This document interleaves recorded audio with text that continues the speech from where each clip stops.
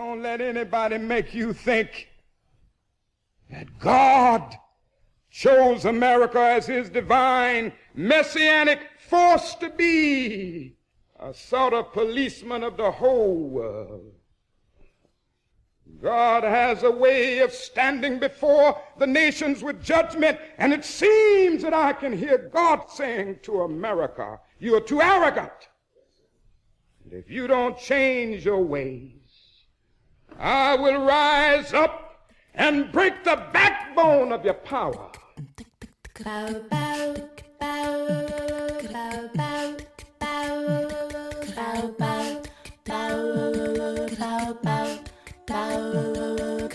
Hotep, which in the language of ancient Egypt means we come with justice in peace.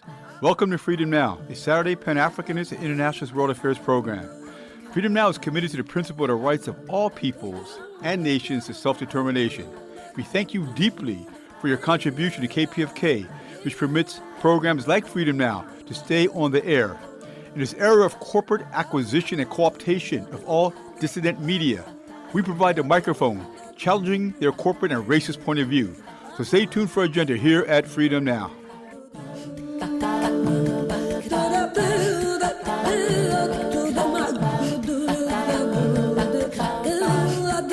Fellas, I'm ready to get up and do my thing. I want to get into it, man, you know.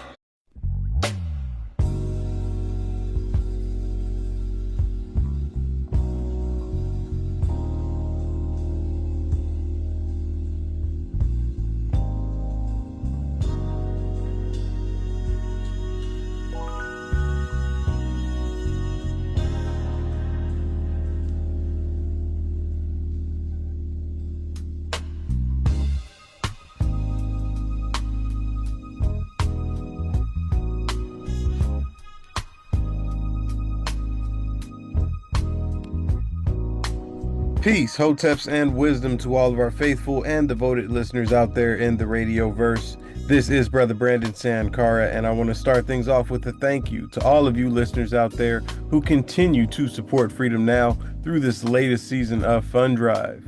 You keep us on our mission and allow us to bring you our agenda for today, Saturday, May 10th, 2025. We have two great interviews with our very own treasure trove of wisdom, author, historian, and professor of African American Studies at the University of Houston, as well as Freedom Now co-producer, Dr. Gerald Horne, who's being joined first on the line by Jesse Cox, assistant professor of music at Harvard University in Massachusetts, and author of the book Sounds of Black Switzerland, Blackness, Music, and Unthought Voices. After that, Dr. Horne will be in conversation with Tess Chakkalakal, professor of Africana Studies and English at Bowdoin University in Maine, and author of the book A Matter of Complexion, The Life and Fictions of Charles W. Chesnutt. It is yet another packed hour of knowledge you can only get right here at Freedom Now on KPFK 90.7 FM. And so now let's hear from KPFK's very own Gary Baca about why you should support us here on Freedom Now and at the station. Once again, we're back for Freedom Now, 818-985-5735. We're in our fund drive, our spring fund drive, and it lasts only 2 weeks. If you haven't pledged for Freedom Now, this program hosted by Dr. Gerald Horne, please call now and pledge your support for this incredible historian, 818-985-5735. Gerald Horne holds the John J. and Rebecca Morris Chair of History and African American Studies at the University of Houston. In 1992, Horne was a candidate for the U.S. Senate on the Peace and Freedom Party ticket. He has published exclusively on W.E.B. Du Bois and has written books on neglected episodes of world history, including Hawaii and the Pacific. He writes about topics he perceives as misrepresented struggles for justice, in particular, communist struggles and struggles against imperialism, colonialism, fascism, racism, and white supremacy. Much of his work highlights and analyzes specific individuals in their historic contexts, such as Lawrence Dennis, a man described as the brains behind American fascism. 818-985-5735, 818-985-KPFK, and your dollars go to support this programming, the programs here on KPFK, future programs, and the training of youth here at KPFK for the next generation. You are bringing KPFK into the future by calling 818-985-5735, 818-985-KPFK. Currently, I'm training young people. Just recently, I spoke at a high school for young kids in media relations at Dorsey High School in Los Angeles. It was an hour class, and I told the youth how important the media is to the community and my struggle in getting to where I'm at now. I believed in this station so much that I would do anything, and I'm still like that to this day. I would do anything for this station to keep it alive. I'm a yes man. Whenever I get a request or someone needs help here at the station, I always say yes, or always find a way to make it happen.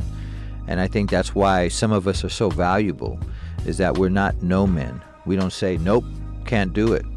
And believe me, there's people here at Pacifica that did that are no longer here. They were just like, no, we can't do that. No, we can't broadcast from there. No, we can't make it happen. No, we don't have the dollars. No, we don't have the equipment. You know, that was said, and it was accepted. And it's still accepted to this day because we are on a budget, on limited funds. But if we can try to make it happen with hard work, dedication, volunteering, putting our time into it, we can make it happen. Not everything is about money. This is blood, sweat, and tears. If you believe in that statement, if there was a way that you can put your money into activism, here it is. 818-985-5735. We're in for the big fight. These 3.5 years are going to be tough, but we're going to be right here with you. 818-985-5735 and pledge your support at any amount. $25 to Dr. Gerald Horne and Freedom Now would be appreciated. Imagine if we could get at least 10 of you to pledge $25. That would be over $200. 818-985-5735. Imagine pledging $200 and we can make a match out of that. You can challenge someone else who listens to Freedom Now to pledge $200. If you pledge that $200, we can make $400 and double our money. 818-985-5735. 818-985-KPFK. Let me say it slowly. 818-985-KPFK or pledge online at kpfk.org. Now back to Freedom Now. Now that you've decided to make your pledge, I want to remind you that I'm going to be on the ones and twos as we pour this knowledge, making sure your mental cup runneth over with revolutionary wisdom, right here to quench your mental thirst on Freedom Now. KPFK 90.7 FM in Los Angeles and kpfk.org, streaming live on the web. To make sure we stay on a smooth ride with that cultural vibe you know and love, we'll be enjoying a musical bottom featuring Erykah Badu, Bobby Hutcherson, Cedar Walton, Conrad Herbig, Donald Byrd, and Marquise Hill. Now, people, get ready for this train to come and taking you one step closer to mental liberation. And stay tuned for this interview with Dr. Gerald Horne and Scott W. Stern, coming to you after this brief message from some friends of the show.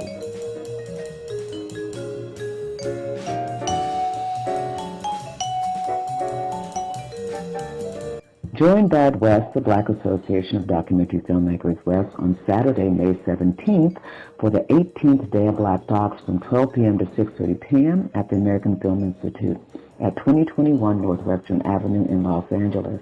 This year, Day of Black Docs dives deep into music documentaries and personal narratives. Screenings include We Want the Funk, directed by Stanley Nelson and Nicole London, Billy Preston, That's the Way God Planned It, directed by Paris Barkley. This is an LA Festival premiere. It Was All a Dream, directed by Dream Hampton, and Shepherd's Calling, directed by Roberto Chamalash. For more information and to purchase tickets, please visit www.dayofblackdocs.org. That's www.dayofblackdocs.org. Hope to see you there.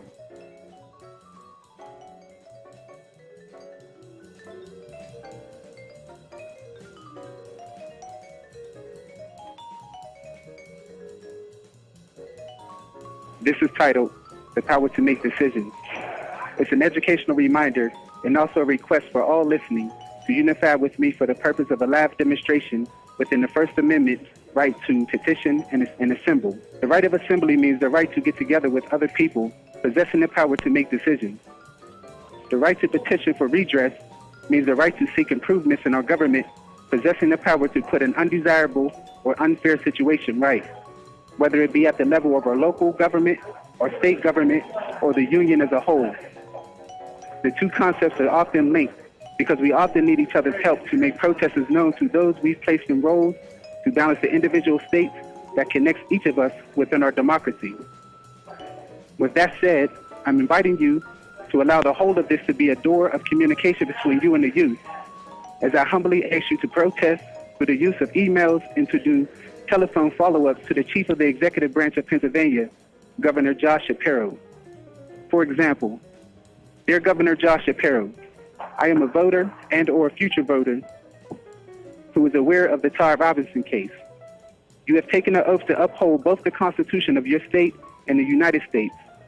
Todd was accused by the Allegheny County District Attorney and his investigating officers of attempting to assault two police officers from the Wilkinsburg, Pennsylvania Police Department, which in turn prompted an officer-involved shooting.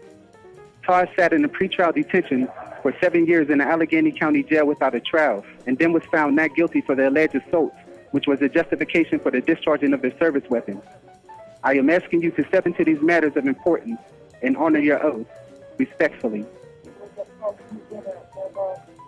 My criminal case number is CP-002-000-8906-2017. Thank you for your time and your attention. These commentaries are recorded by Prison Radio.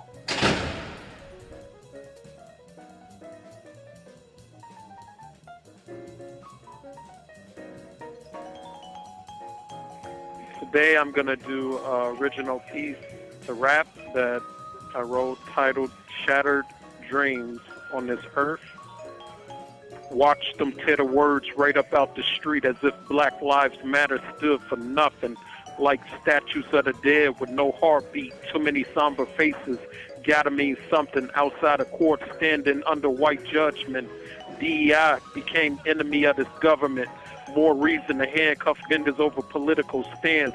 Corporate demons possess America, so we lack chance. It's even a shortage of worldwide peace. When will wars between humans cease? When did sovereign rights become a disease? In my prayers saying no more genocide, please. Life wasting away on the edge of the desert. Authentic love for you and me, everything I treasure. Know what humanity is worth. To see it destroyed hurts. But today's world leaders controlled by the devil's works. Shattered dreams on this earth. Violence leads us to bleed. Shattered dreams on this earth. Hate kills our humanity. Shattered dreams on this earth. Will we ever be free? Shattered dreams on this earth. Violence leads us to bleed. Shattered dreams on this earth. Hate kills our humanity. Shattered dreams on this earth. Will we ever be free? Shattered dreams on this earth. Violence leads us to bleed. Shattered dreams on this earth. Hate kills our humanity. Shattered dreams on this earth. Will we ever be free? These commentaries are recorded by Prison Radio.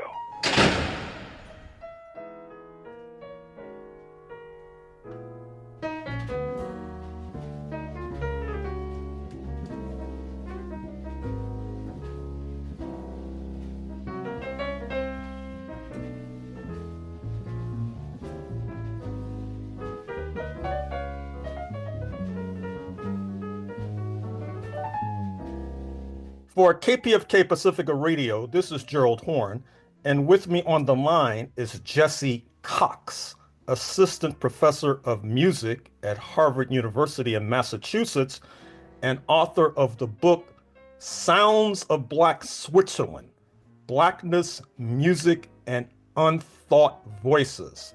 Thank you for joining us on Freedom Now, KPFK Los Angeles, Jesse Cox. Thank you, Gerald. I'm so happy to be here to talk to you about this new publication. And we're happy to have you. So why did you write this book? This book came to me as an idea partly because actually of musical experiences. I got to hear Charles Usor's work and others who I write about. And this gave me an opening to thinking Black studies in Switzerland, a practice or discipline that exists but not officially, let's say in academia or other larger institutions. Mm-hmm. So Switzerland is known for being influenced and shaped by French, German, and Italian influences, amongst others. Are there differences in terms of anti-Blackness with regard to those various regions? Yeah, that's a great question. I mean, it's definitely a unique setting in that there are four languages and four cultures that are equally, I guess, central to the country. And for me, I grew up in Biel-Bienne, which is a city that's French and German, actually, so bilingual. The name has a slash. Biel is German and Bienne French. So I focus mainly on German-speaking and French-speaking discourses just because they were closer to my own knowledge and also my easier for me to research. And I think there are some significant differences in the different language regions and cultural regions, partly because, of course, discourses around Black life, and with that also around what and how anti-Blackness is experienced and also researched, varies since these language regions are influenced by the countries which, let's say, France and Germany. And so I try to bring, in fact, these different language regions and cultural regions into conversation, also with the US, which is because I live here and I write in English, and I published a book here, and I see it as entering or allowing opening of a discourse through this conversation, this global conversation, or this conversation across language regions and cultures. Now, you mentioned four language groups. I only enumerated three: French, German, and Italian. I take it you're referring to Romanish, which is an indigenous language of Switzerland. Is there any difference with regard to that language region and how anti-Blackness is materialized?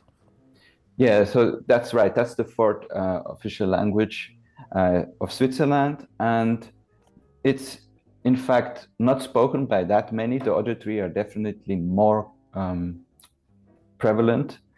I think some differences that we could see, for example, is really to do with, I mean, discourse has a lot to do with how we can even talk about what anti-Blackness and racism is. So in terms of that, for example, there is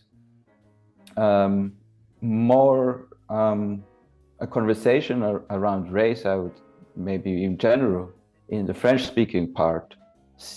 This might be in part, or I would say is in part due to migration, because of course the French space, having also these ties to Africa, the Caribbean, has more immigration movement than, let's say, the German space from those spaces. And so Black life maybe is more common in some ways. And there's this phenomenon that then people, Black Swiss, would kind of tend to move to where other Black Swiss are, because there were others who shared experiences. This is maybe a little bit anecdotal, but definitely, I think, part of this question of the role of immigration, which is so important, in fact, to thinking about anti-Blackness, especially when talking about Switzerland. So Black American musicians, for example, Dexter Gordon of Los Angeles, he spent considerable time in Denmark. Quincy Jones of Los Angeles spent considerable time in France. Are there Black American musicians that are associated with Switzerland and or the famous jazz festivals of Switzerland? Yes, I mean, this is a wonderful question as well. I mean, I myself am a musician and a practicing drummer, so I very much entered into discourses around Black life, I believe, through music. And Switzerland has a very thriving jazz festival scene, which shows quite a diversity of musical genres. And some musicians that I came across in my time growing up there is people like Chico Freeman, Billy Cobham, Lee Scratch Perry lived there, and many others would visit to make music in the country. Now, you mentioned the Swiss-Nigerian composer, Charles Uzor. Talk to us about his work on George Floyd. Recall that it was a few years ago that this Black American was murdered on camera by a Minnesota police officer. It led to demonstrations worldwide and manifestations of various sorts, particularly in Switzerland, as I understand. Yeah, that's right. So Charles Uzor wrote 3 larger works for George Floyd, titled also George Floyd in Memoriam. And they're really deeply thought out pieces with a very deep set of knowledge or theoretical, communicating theoretical ideas, I believe, about what it means to experience anti-Blackness and about also the possibility of Blackness and Black life. The Black Lives Matter protests that followed the murder of George Floyd tied in Switzerland this case to another in Switzerland, which is the case of Mike Ben Peter, who died from a police arrest in Lausanne. And it kind of created this moment where suddenly there was a national reckoning and a national conversation around whether Switzerland has this issue of anti-Blackness on a national level as well, which until that point, I couldn't find any evidence of it ever taking place like that there is a national discourse around it, which is quite telling of also what I mean when I say the question of discourse is so important, because this was really, in my view, the first time that there was a national discourse around it. And Charles Uzor's works, they were very personal works, and they're also very much tied to the question of the role of art, music, and Switzerland, and the question of neutrality. I mean, Switzerland is known as the neutral country, and the musical scene that Charles Uzor has spent most of his life in, and he was born in the 50s, if I'm not misremembering right now, or early 60s, also adopted this idea of music as maybe apolitical or maybe neutral. And for him, these pieces, and also the way that they are experienced as listeners, they are really a call to rethinking the question of what is our role as those who are witnessing, as those who are part of a society where something like this is happening. And thus really, for me, a call to open conversation. And it's also a call to talk across borders, across lines and limits of life. And I think that, to me, is really where I see what I see as the possibility of Blackness and Black Lives Matter as a way to converse and think. So as you mentioned, you are also a drummer and a composer. Mhm. Whose style would you say is comparable to yours? Elvin Jones, Chico Hamilton, Tony Williams, Art Blakey, Olatunji. Who would you say is comparable to Jesse Cox? I love this question, Gerald. I haven't received this question actually. And so it really it brings joy to me to hear those great drum masters' name and to think about them in this context. I think, when I was only becoming a musician, let's say, or wanted to become a musician in my mind, at least at that time, I really was a Tony Williams fan. I studied everything Tony Williams did. I tried to practice as many hours as he did. I wanted to practice what he practiced and all of this. I think some of the drummers that I would say maybe now that in the end, or maybe at this moment, are really much on my mind lately are Sonny Murray and Milford Graves. Why is that?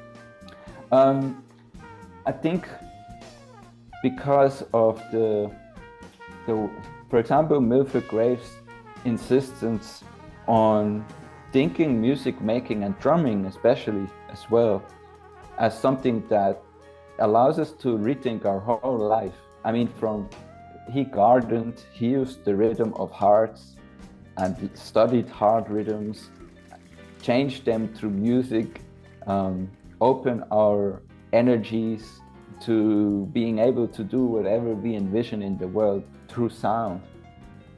I think this is really what I hope to share right now with the world. Also, in some ways, kind of what I feel like this book for me is, it's an attempt to create new conversations and think with Black life and Blackness as a radical possibility to really reimagine how we live in the world and with each other, even to gardening and martial arts like Milford Graves did. Now back to Switzerland. We know that in Europe there is a booming and thriving anti-immigrant movement. To what extent does that intersect with anti-Blackness in Switzerland? Yeah, that's a really astute question, and I think it's quite central, this question.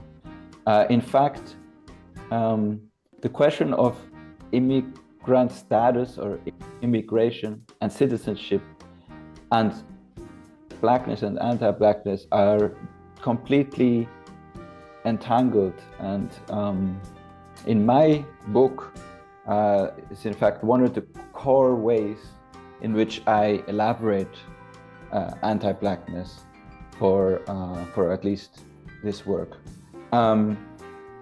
There is a way in which Black is marked as not from Europe, and in some ways I think even the word Black Switzerland is like my refusal a bit of this idea. And this idea is very old. It's over 200 years old when we start seeing the fabrication of a kind of European identity as not Black.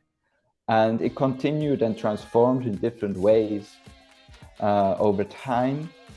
And it has received little analysis, I think, specifically in regards to Blackness. It has received analysis maybe more in, let's say, whiteness studies and things like that. But my goal was really to think about, well, what if we go from that analysis of the interrelation between anti-immigrantness and anti-Blackness, which is also to do with racialization of the citizen, and think about what kinds of possibilities we actually can uncover in the way of thinking with Black life for what it means to belong to a place. finally, Jesse Cox, author of the book Sounds of Black Switzerland, Blackness, Music, and Unthought Voices. What's next on your agenda? Yes, I am currently continuing this work of thinking with music about the world. And I'm working on a writing project where I am thinking through how we can think through musical practices, in part inspired by Afrofuturism, maybe as a term we could use, or practices like Milford Graves. How we could use this to really rethink also order or the complete maybe entanglement of crises that we face, such as climate change, social justice, migration, and all of this that's usually sort of listed, and really focus on how artists, and for me specifically musicians, reimagine and rethink and remake and also live that really the world and how to live with nature or each other and so forth. And to me, this is what I hear when I listen to Charles Usor's music, the music for George Floyd in memoriam, the music that thinks about how we listen and what our role is in listening, witnessing, being part of the music, or aren't we? This is the question. And he says we must be, because otherwise there's no music. So this is what I'm working on now. And I'm very excited to share more of this work in the near future with everyone. We're excited about the possibilities of this work. Jesse Cox, author of the book Sounds of Black Switzerland. Thank you for joining us on Freedom Now, KPFK, Los Angeles. Thank you, Gerald, and thank you everyone who made this possible. Thank you.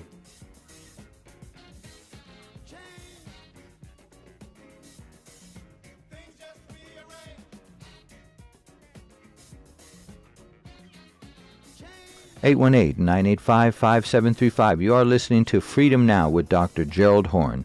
Gerald Horne is one of the most gifted and insightful historians on racial matters of this generation. When we talk about Dr. Horne, many of his books use an individual as a prism to inspect the historical forces of their times.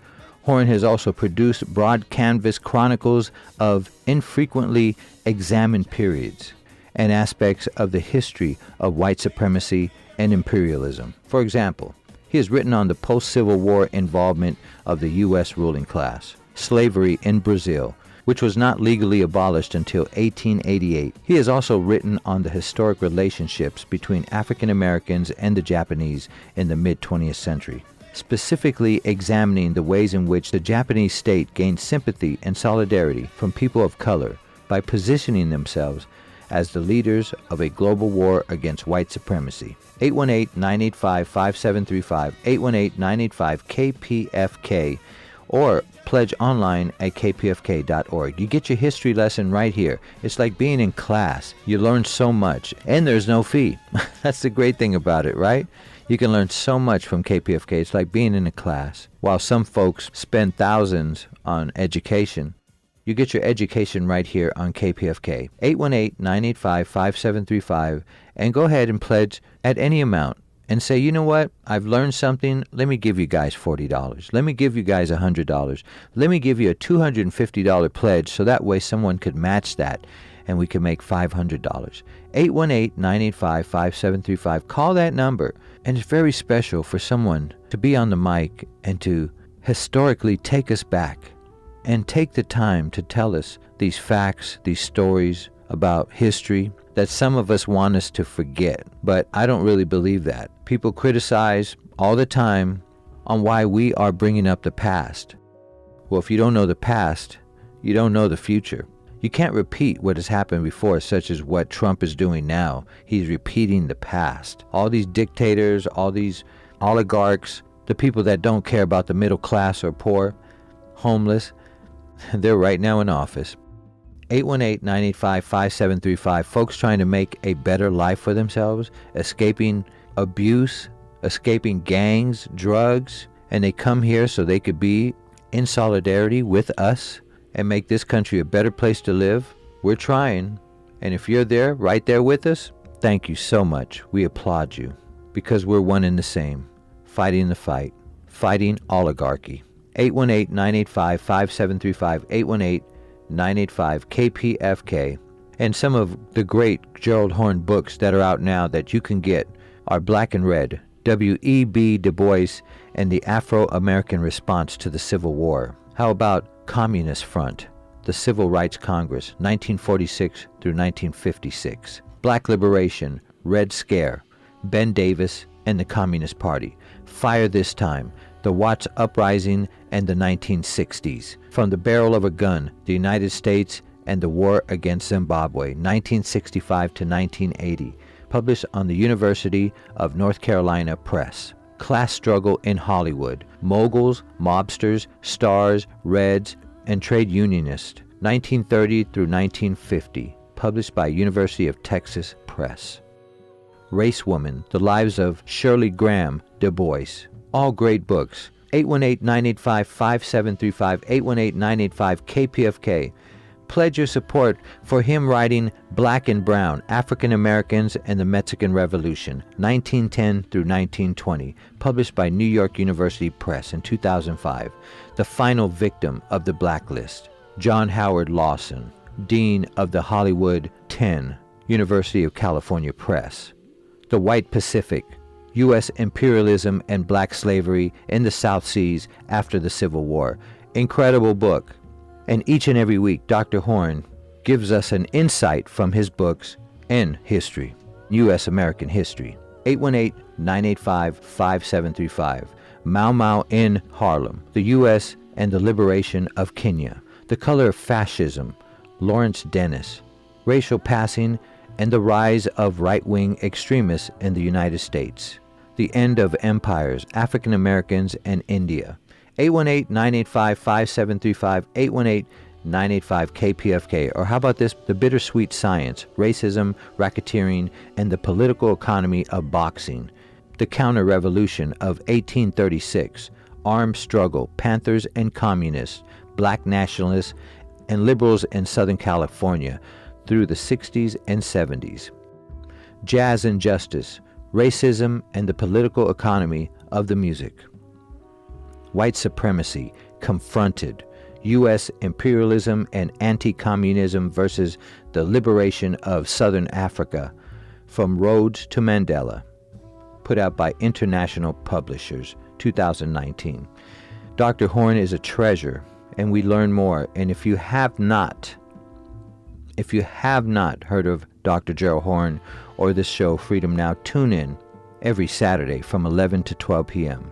How about this book? Black Revolutionary, William Patterson and the Globalization of the African American Freedom Struggle.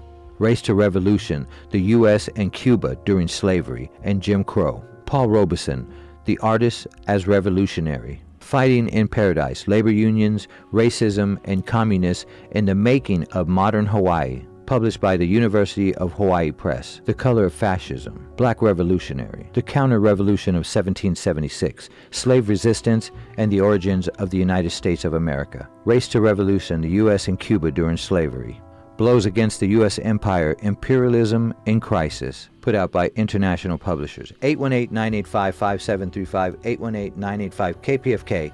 Call now or pledge online at kpfk.org. Back to the show.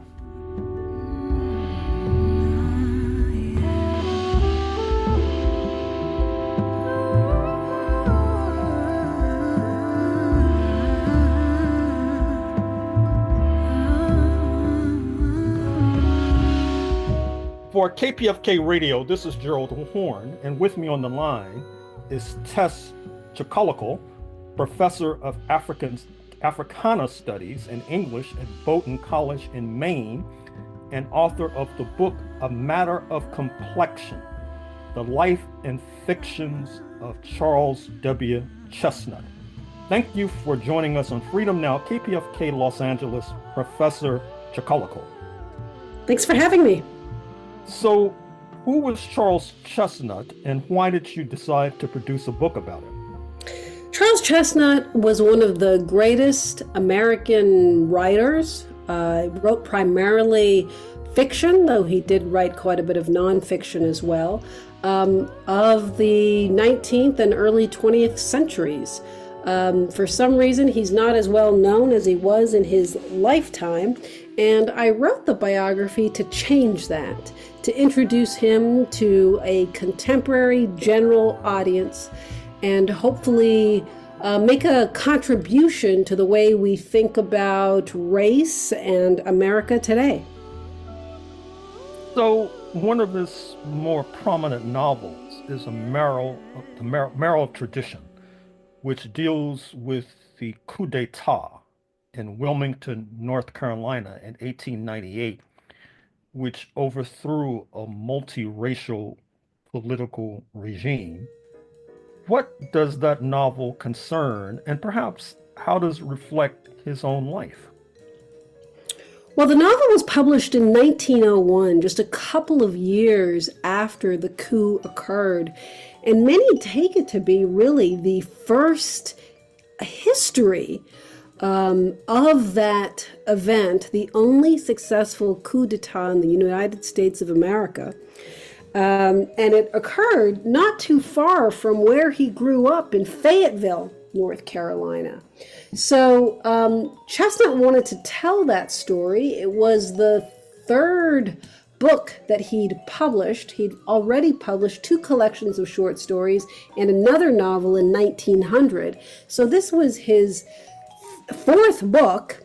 And he kind of wanted to tell what he called the true story of the coup d'etat, because what he was reading in the papers, both in the North and the South, were mostly lies, fictions that had been made up by those who had perpetrated the coup and overthrown that fusionist government, democratically elected, I might add.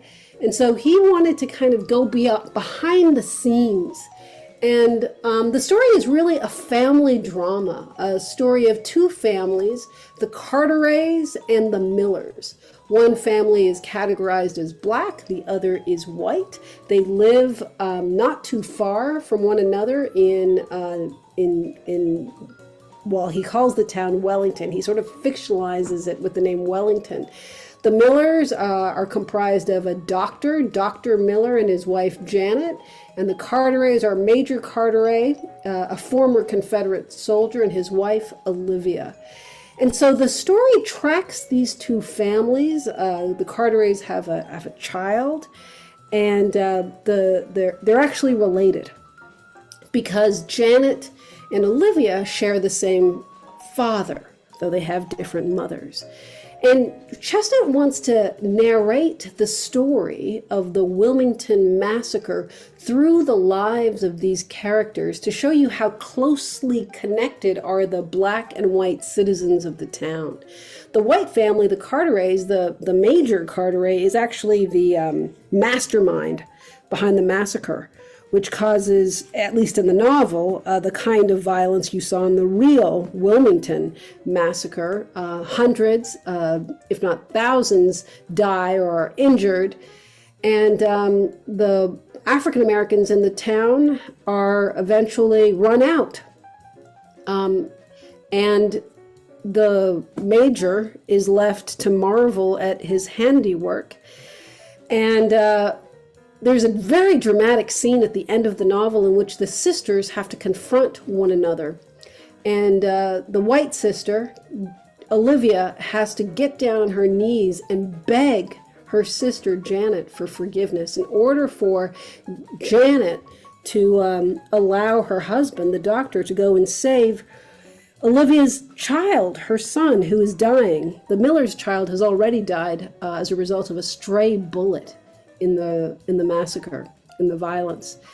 And so this is the kind of the climax of the novel, is the end of the novel, in which Janet does indeed forgive her sister in a way for all the atrocities, lies, crimes that she and her family have committed over the years.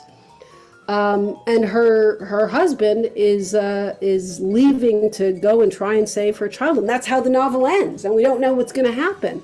And the final line of the novel is, "There is time enough, but none to spare."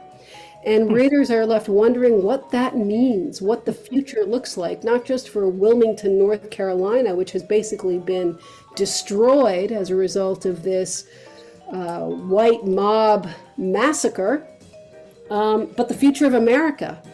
And people read that novel both then and now in different ways, with either a pessimistic or an optimistic vision for the future.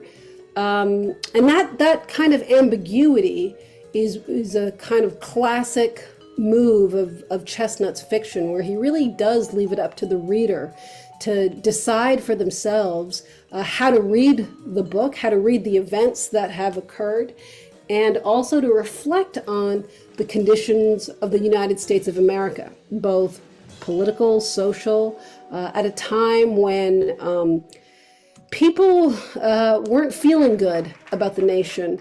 The 1896 Plessy versus Ferguson decision had just been passed, and the North and South are as divided as ever. Black and white is divided as ever. Not so different from today, some might say. And so they're looking for some kind of reunion and reconciliation. And the novel doesn't provide a blueprint for such a thing, but maybe a way of thinking about a way forward. So 2 of his books were adapted as silent films by the great late Black filmmaker Oscar Micheaux in the 1920s. Are you aware of the availability of these films, either online or otherwise? They're not widely available. I talk in the book, in the biography, I introduce the relationship between Oscar Micheaux and Charles Chesnutt, how it developed.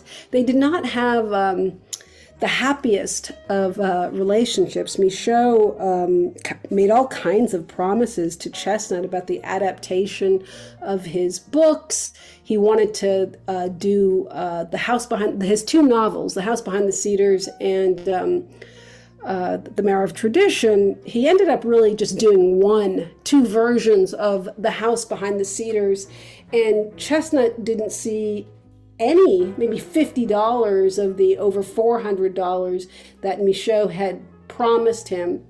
And in the end, the adaptation, which came to be called The Veiled Aristocrats, was really far removed from Chesnutt's novel, though he borrowed some of the characters and scenes from the novel. It was a very different story.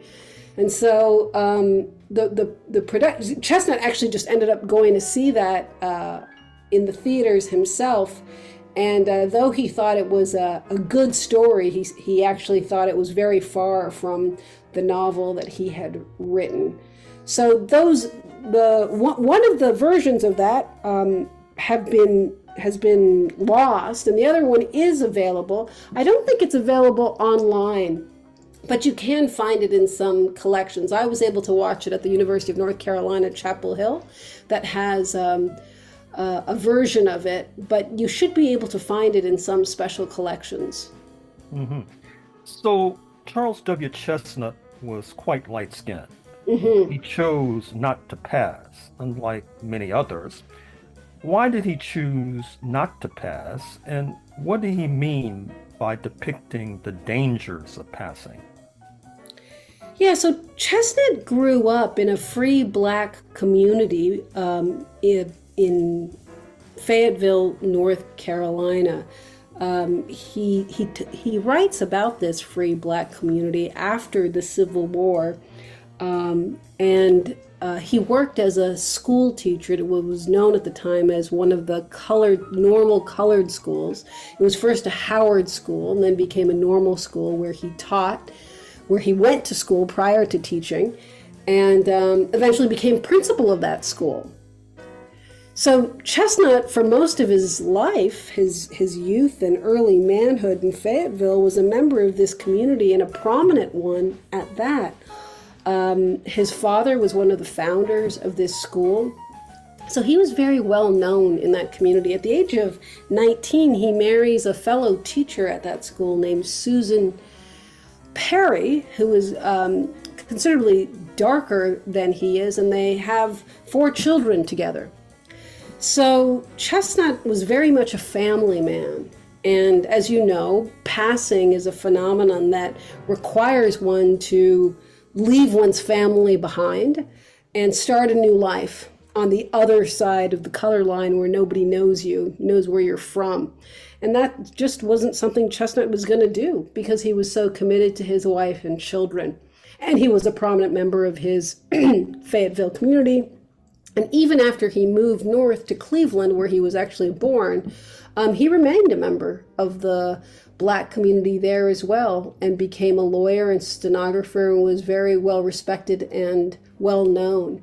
There's a funny story I tell in the biography about him meeting Booker T. Washington for the first time, and Booker T. Washington actually thinking that he was a white man. And then later, sort of comes out who Chesnutt really is. So there are these, he never passed, he never left his family, he never went on the other, lived a life on the other side of the color line, but he just found the whole passing phenomenon, I guess, first absurd, because he was so opposed to these racial categories in the first place that had just been produced by this Plessy versus Ferguson decision and bad science, you might say. And then on the other hand, he believed that participating in it only affirmed the absurdity of race. So instead of doing that, of course, he wrote fiction about this phenomenon and showed how it led to tragedy, as you see in his first novel, The House Behind the Cedars. So his daughter, Helen, published a biography of her father. Is there anything in that biography that stands out to you? Well, the biography is really interesting. It was published in 1952, about 20 years after Chesnutt's death. And she tells a lot of really nice stories about what Chesnutt was like as a father. And one of my favorite stories in the biography is the one she tells about her and her father traveling to Europe together. And going to see the sights. So that, and in those travels, they also meet with people like Samuel Taylor Coleridge, the famous, Coleridge Taylor, the famous Black composer in London. And they go to a number of different sites. They go to Goethe's house in Germany. And the kind of bickering between them that she describes, she offers letters that she wrote home. She kind of transcribes those, and then she offers Chesnutt's letters as well. She includes those. So it's a very, very funny exchange, and also very interesting because we learn about how they traveled across Europe, which was unusual for African Americans at the time to travel the way they did. So it's a really interesting part of the biography. So who was Rena Walden? Rena Walden was the tragic heroine of that novel I mentioned, The House Behind the Cedars. That novel started out as a longish short story that was simply titled Rena. And it took him over a decade to kind of work and rework that story. And the story of Rena's love affair with a white man named George into the carefully crafted novel that was published in 1900 by Houghton Mifflin. So as he put it, he'd been kind of sleeping with, dreaming about Rena Walden for over a decade until he was able to tell her story in a way that he thought would best captivate and move audiences. Finally, Professor Chakkalakal, author of the book A Matter of Complexion, The Life and Fictions of Charles W. Chesnutt. What's next on your agenda? Well, I'm thinking about writing a kind of biography, if you can call it that. It's the working title is One Flesh: The True Love Story of Calvin and Harriet Beecher Stowe. And it's a story of their marriage, which was a very unique marriage, since Harriet was the breadwinner and Calvin was a kind of literary agent to her, and their 6 children. So I'm thinking of telling the story of this very unique anti-slavery marriage, which was also quite a religious one, a kind of religious marriage that was predicated on both love and their political commitments. I trust and I hope that in this forthcoming book, you'll deal with the worldwide implications of Uncle Tom's Cabin, which was read globally, translated into numerous languages, and had a catalytic impact on the decline and the demolition of slavery in the United States of America. I certainly will. It is my specialty. As you probably know, Stowe wrote Uncle Tom's Cabin right here in Brunswick, Maine. And I've been part of the movement to help save the house where she wrote Uncle Tom's Cabin. And you can learn more about the house where she wrote Uncle Tom's Cabin on my new podcast called Dead Writers, Great American Authors, and Where They Lived. I suggest that you and your listeners tune in to our podcast, which you can find on Spotify or on Apple Podcasts or wherever you listen to podcasts. We will certainly do that. And thank you for joining us on Freedom Now, KPFK, Los Angeles. Thanks for having me.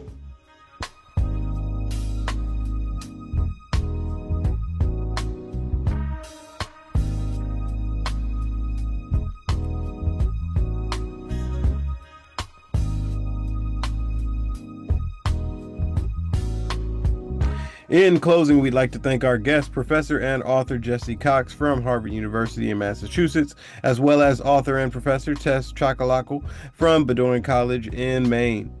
Shout out to Dr. Horne for doing what he does best and guiding this train of mental liberation towards Pan-African enlightenment for yet another Saturday. Word to producer Sister Tej. Much love to our spiritual backbone and Freedom Now founder Babadidan Kamathi. Shout out to our marvelous engineer, and last but certainly not least, thanks to all of you loyal listeners and supporters out there. This station is an essential resource in your life, whether it's reliable information you can use or joyful music that inspires you and your community. This station provides you programming that you rely on. You are an essential part of the station too. You listeners provide the funding that keeps the news, information, and arts alive. Listeners' money fuels the station's power to operate. If you're going to continue to count on this station, please remember its staff and volunteers count on you. Your contribution this hour enables this essential resource to provide vibrant radio. And here's how you can help. To make your pledge, call 818-985-5735. That's 818-985-KPFK. Or go online to kpfk.org. This has been Brother Brandon Sankara, and you can join us on Facebook at Freedom Now Gerald Horne. You can email the program at freedomnow@kpfk.org or go online to our audio archives at kpfk.org. Scroll down to find Freedom Now, and you'll be able to hear this program as well as 60 days worth of prior programming here at KPFK 90.7 FM. We now send you off to our sister Assumpta with Spotlight Africa, coming up next, addressing issues facing Mama Africa. And until next Saturday, here at Freedom Now, we stand running our marathon, ready for revolution.